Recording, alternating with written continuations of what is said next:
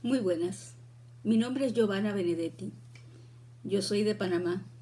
Vivo en España desde hace más de una década, en Madrid, en la Sierra Madrileña, en San Lorenzo del Escorial.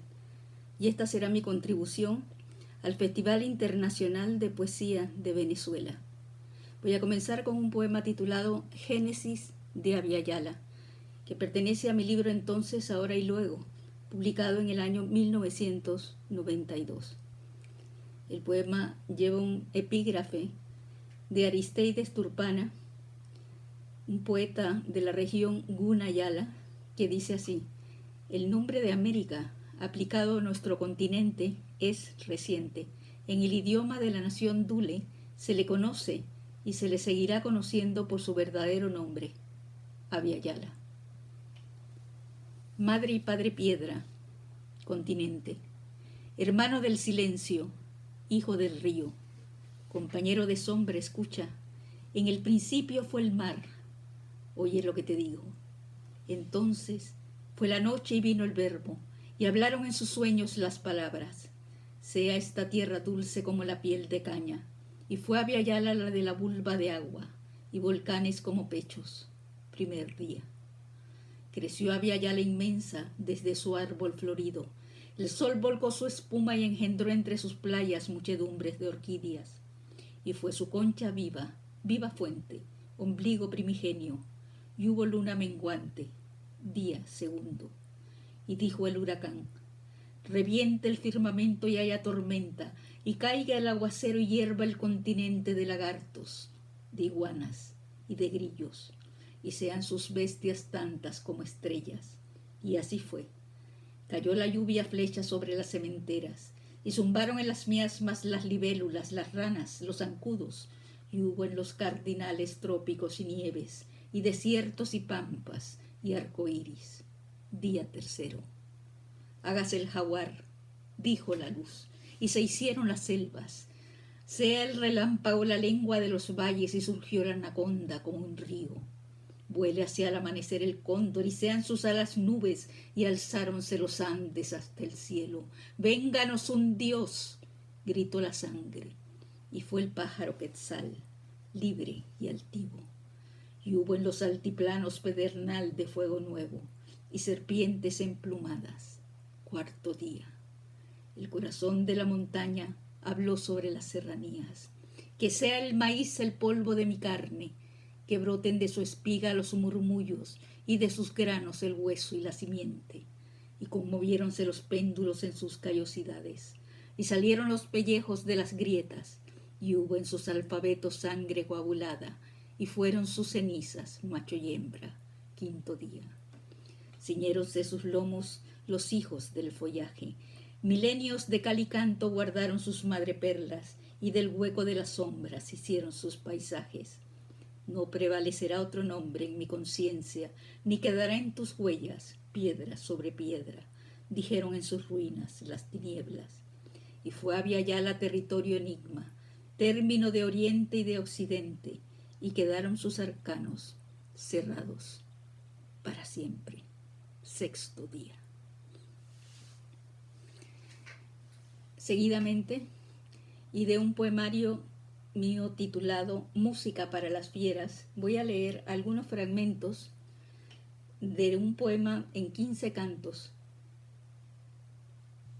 publicado por primera vez en el 2014 y luego reeditado en el 2018 acá en España. De estas épocas, apenas reveladas, se dirá que no había acuerdo entre nosotros los insomnes, que cada quien vivía el pronóstico del día sobre la víspera, que pasábamos de la noche al cuerpo sin ser vistos, que nos ganaba la costumbre de esperar la lejanía y que flotábamos como objetos no asidos a la tierra, con el eterno resplandor de una mente sin recuerdos. Se creerá que simulábamos fantásticas criaturas, navegando por imágenes de estuarios y ballenas, que propiciábamos demonios que nos hacían perder el sueño, dando ascenso a las tertulias vagabundas de la aurora, y que no obstante despertábamos de pie e hipnotizados, sin que nadie nos diera palmaditas en la frente, recortando calendarios, papeles y fotografías, para poder saciar la sed que daba de beber a nuestras lágrimas. La memoria es una lenta caravana de consignas, una mano extendida que separa las aguas, una trampilla de paso, una ficción del cántaro, una caja de reliquias que sobrevive al cálculo, una opinión que afina la velocidad de la mirada, una noria que da vueltas undívaga y portátil, un barco que se desliza por un mar de abecedarios sobre esa incertidumbre fratricida del olvido, donde ya no coinciden ni los días ni las palabras, y los sucesos se depuran de la sal en sus cornisas, y los héroes se desploman y caen sobre sus astas, tumbados a banderillazos o envejecidos de súbito. Quizás nunca supimos que la noche tiende al caos, y que esos cristales de luna siempre sugieren tormenta, que detrás de la memoria fragmentaria queda un ruido que se cuela y se acumula en saltos, y que cuando ese ruido espesa la gramática del viento y sus arcanos se hacen cómplices en los pronósticos del llanto, sobreviven en bandadas, como pericos chillones, circulando por las venas con tintinear de espejos, bajo el éxtasis suspenso de una caricia sin cuerpo. Y es que a veces pasan siglos entre dos atardeceres, y una sola sombra larga se convierte en firmamento, pero una sombra no es la noche, y aun si se desborda, en la noche las estrellas se constelan en caminos, y en esa otra forma rara de los cielos que es el verbo, hay una razón poética que rige los precipicios, una música que entiende ese sonido de las fieras, y que nunca se consume, sino que se consuma. Ahora leeré el poema titulado Ático de la nostalgia. Este poema pertenece a un poemario llamado Entrada abierta a la mansión cerrada, que está construido sobre la maqueta de una casa, de un planillo de una casa, donde cada una de las habitaciones es un poema. Dice así: no se entra ni se sale fácilmente en esta pieza, en este ático sutil que es tentación y gusto amargo, macerada vendimia agridulce del recuerdo, que acaso se bendice y se maldice al mismo tiempo. El ancho y la espesura de la estancia es lo que abruma, la manera como encaja el polvo entre sus grietas, esa pantalla gris que cae como una manta por encima del mosaico que divide los paisajes y va cuadriculando las figuras y las cosas. El ático es a la casa el más fiel de sus testigos, ferocísimo guardián de las pasiones vencidas, es el viejo candil que ya no tiene oficio, es la muñeca de trapo, despaturrada y sin tripas, es la orquídea de nácar que un día perdió sus pétalos, y es ese último rectángulo de tiza en la rayuela que hay que saltar a un pie antes de llegar al cielo. El ático penetra el corazón por las esquinas, y como una enredadera se filtra y merodea, se va ramificando entre el polvo y la ceniza, imbricando contornos, dando aliento al olvido, fabulando nostalgias al doblez del altillo, y un lento, taciturno murmurar de bajo ritmo, que fluye y que refluye, como una triste ola. El ático es un mar, y como mar no tiene sitios, no tiene esquinas ni paisajes, y sus figuras son revuelos, temblores simplemente, espasmos trascendidos de brillo y de tensión que se disuelven como gotas en la ola de marea. Nada flota jamás en el mar de la memoria, nada flota tampoco en el ático de la nostalgia, y porque así como es arriba, así es abajo. Todo lo que aquí se hunde es ya un naufragio. De Tentación de los abismos, el poema Crímenes vírgenes.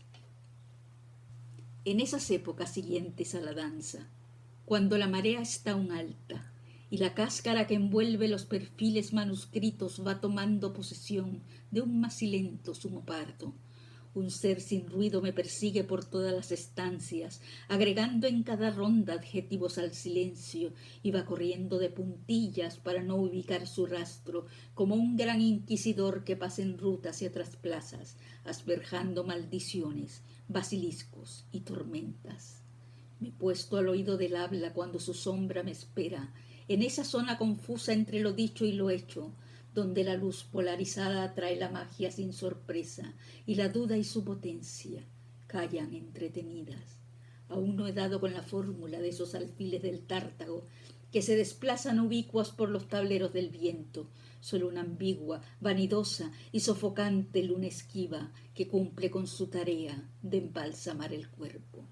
La noche que me nutre del pan de cada día trae consigo su propia superficie reflectora, presa al sol a quien toca amanecer primero, y cuando su luz se va adueñando de todas las luciérnagas, me secuestra los sentidos divulgados al misterio. Tantos ecos confusos, tantas cifras errantes, que de largo solo quedan asteriscos en sus letras, y me avergüenzo de esas liturgias en las que ni siquiera creo. El icono de la paloma que se levanta sin alas, o el espejo que encañona a una lágrima de cera, o la cuchillada inseparable de esa caricia asesina que avanza reculando como fotografía sin foco, sabiendo desde siempre que no hay rendición de oficio, que una imagen hiela o quema, pero no garantiza el alivio, que nadie sueña al despertar donde se acuestan los dioses, que se requiere de algo más que de deseo para desear, con la esperanza fundida en una larga abreviatura. Y yo no sé si merecidamente la noche me detesta por haber cedido a los sobornos imposibles de sus muros, o si es la luna en su rutina quien se sigue equivocando y me acosa como a un náufrago que va contracorriente. Ásperas concordias. Me apuran los contornos de una cruel correspondencia, que lenta y siempre torpe persigo con mis letras, y digo cruel, maldita sea, porque me abruma tanta luminosidad, y yo sin señas. El ruido de las luces complica la experiencia, espesa los matices coloreados de las formas, y hay un sabor que sube desde el vientre a la saliva y se propaga aprovechando su máquina alegórica. A la postre las sirenas emergen fatigadas, magulladas por la cólera del agua entristecida, y se zambullen juiciosas, como delfines sin lastre, por las ubres espirales de los cuentos, de los cuernos de la aurora. De el primer poemario que escribí en 1992, el poema titulado El trueno prometido. Este enorme continente es un jaguar dormido, un felino agazapado y ubicuo que aguarda en cada pie de tierra su momento. Su mandíbula está tensa, tiembla embosalada como lengüeta mordaz en sus estigmas, y sus garras se hunden en las profundidades carnales del instinto, y su espléndida pelambre, manchada de simiente y carne cruda, respira desencadenando soles de aserrín y de pólvora, y su pupila veteada de huracanes brilla, y es con cada mirada toda selva, toda río, toda montaña, toda pampa, páramo y desierto.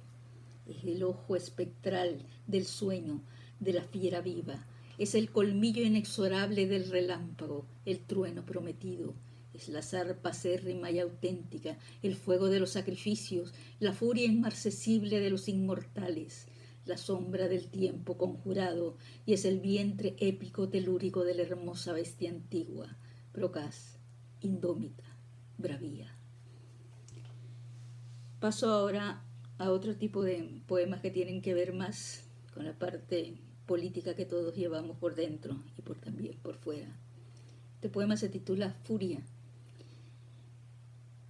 y procede de una madrugada el 20 de diciembre de 1989, cuando el ejército del país más poderoso y belicoso del mundo invadió el istmo de Panamá y dejó más de 7.000 muertos en un país de solo 3 millones de habitantes. El horror de aquella madrugada hizo nacer este poema. ¿Qué hacías cuando la furia caía sobre tu tierra? ¿Qué hacías aquella hora procaz de las serpientes cuando la madrugada ensaña se acorazó en las venas? ¿A dónde estaba anclada tu imagen colectiva cuando llovieron párpados, cuando se derritió la noche en medio de la sangre y resonaron los tímpanos y temblaron los mares en aquella sinfonía de piedra descuajada? ¿Cómo era en ese instante de impacto tu desvelo, tu desnudez, la estructura de tu sombra, el lado profundo de tus pesadillas, la maldita conciencia, el oleaje de las ametralladoras, las mordidas descaradas de tu desasosiego a esa hora bestial de las desproporciones. ¿Te acuerdas lo que hacías cuando volvió la mañana? Cuando el hedor de las aceras rompía los ventanales y la piel de los chiquillos ardidos en sus cunas se hacía agua en el vértigo por los rayos del láser. ¿Recuerdas el tamaño aproximado de tu miedo, el color de tu rabia, la velocidad de la palabra patria, el golpe pendular de aquel estruendo sorpresivo o la luz del incendio cabalgando el chorrillo? ¿Cómo eran en tu paisaje las aspas de un helicóptero, la redondez de las lágrimas, el temblor de los niños, la televisión CNN, las entrevistas importadas, el cortejo altisonante de la traición rastrera o las caravanas de tanques por la calle 50? ¿Cuánto dabas entonces por otra piel cercana, por una emisión clandestina de la radio, por la suerte de un compañero desaparecido, por la voz dolorosa de una amiga poeta, por la salud de tus hijas, por un boletín de noticias del extranjero, por el timbre del teléfono, por un poco de amor sencillamente, o nada más que por un beso? ¿Dónde estaban a esa hora escondidos tus pretextos? ¿Qué pregunta feroz se perdía entre tus dos cejas? ¿Cuántas víctimas hubo? ¿Quién contaba los muertos? ¿Cuántas toneladas de explosivos detonaron en el istmo en las 6 primeras horas de la madrugada del jueves? ¿Qué hacías? Pregunto. Aquella noche larga del 20 de diciembre. Ascanio Redivivo. La historia panameña, como la de la mayoría de los pueblos de América Latina, es un encadenamiento de heroicidades, de dolores y de rebeldías. El siguiente poema fue escrito en el 50 aniversario de la caída de uno de nuestros héroes, un chico de solo 20 años que intentó poner la bandera panameña en la entonces zona del Canal de Panamá y fue masacrado por las tropas de ocupación norteamericana. Se llamaba Ascanio y el poema se llama Ascanio Redivivo. Cuando mueres tan joven, no eres consciente, Ascanio, de cómo pasa el tiempo. Enero cuenta ya con 50 años y tu perenne cuerpo mártir macerado en nubes clarea bajo otra luz sus huesos francos. Cuando mueres tan joven y te sumerges con los ojos abiertos en lo oscuro, ¿ves acaso un fragmento del porvenir que anhelas? Sabes que no te queda ya sino un suspiro, pero le dices a la bala que te mata: espera, déjame imaginar lo que traerá el futuro, y autorizas tu mirada por emblema. Pero el tiempo, Ascanio, no siempre honra sus huellas. Cuando mueren los héroes eso pasa. Al término de las pasiones la distancia rompe el cuenco, y en la leve reconciliación de las señales y los días, la historia se convierte en un vértigo de espejos. Y es que en este nuevo siglo de territorios pánfilos hay ingenios que presumen de hacer patria sin recuerdos. Es verdad que en el istmo ya no hay Sonias, ni South Command, ni Fort Gulick, ni Balboa High School, ni Fort Sherman, y que en el Ancón ondea una inmensa bandera panameña. Pero al final la ceremonia de los tiempos no es cortejo, y en la fragilidad de las esclusas apenas revertidas hay tránsitos colgantes de pasadizos huecos.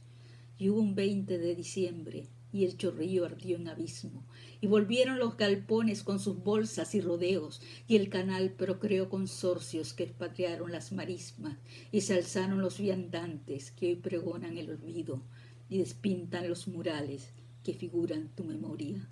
Cuando mueres tan joven, y tus ojos solo atinan a mirar lo que es intenso, ves la trama seminal que se entreteje en el país por dentro, esa patria con jardín y regalías sin tímpano, y estos paisajes abiertos en canal todas las veces, en los que sangran los pulmones de las aguas.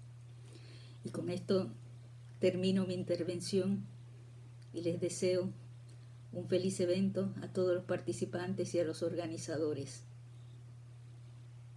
Muchísimas gracias.